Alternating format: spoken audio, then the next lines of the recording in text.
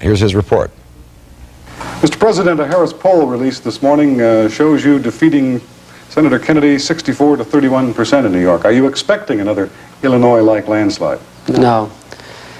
I've learned a lot this year about political polls, and one thing is that they always seem to come out much closer in the election than they do in the polling results.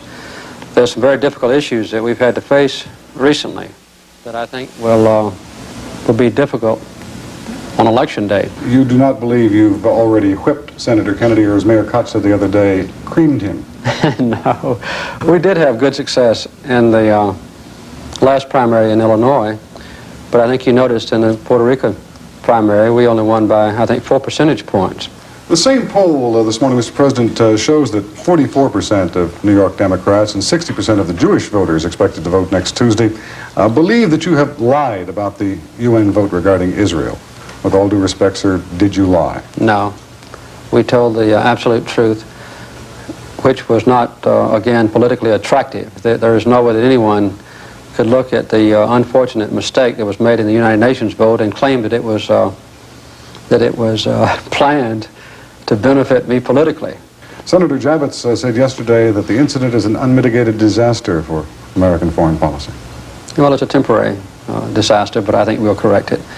I've talked both to President Sadat and to Prime Minister Begin since then, and I think their resolve to work with me to continue the progress that was made at Camp David and almost exactly a year ago with the Mideast Peace Treaty is unshaken.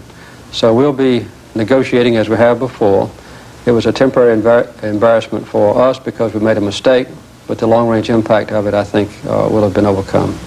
Knowing we were coming here this morning, we asked some people in New York what they might ask you if they were coming with us. And on that subject, Sarah Schoenfeld of Far Rockaway asks you, Mr. President, why is he so anti-Israel?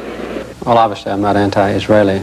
The fact is that in the last 3 years, even in the last 18 months, we have made more progress toward getting Israel exactly what it wants than ever before since Israel became a nation.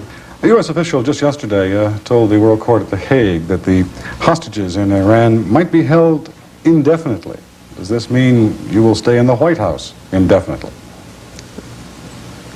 That is one of the possibilities of the plans of the irresponsible people in Iran. We hope that the hostages will be released from the militants' control very shortly and return to our country to freedom as quickly as possible.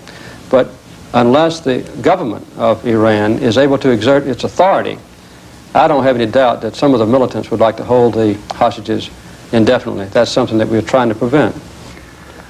Some of the data on the vote so far in the primaries indicates that many voters are voting more against Senator Kennedy than they are for you because of the so-called character issue. Do you want to win by getting votes based on gossip and that sort of thing? No. We've never raised any such issues as this. And I think it would be ill-advised even for me to comment on it. There is... You would prefer that voters did look at issues and did look at your record? And I think that's what's happened.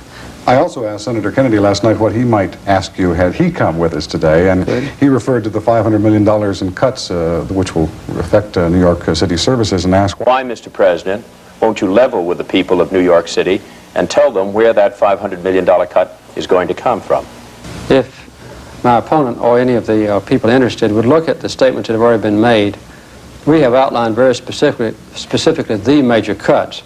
They were made public and are well known. Under my program to deal with the problems of inflation, there would be no cut for New York City or the other cities of the Northeast. We are going to support at least a $500 million allocation of funds for the relief targeted very narrowly of those communities in our nation who need it most.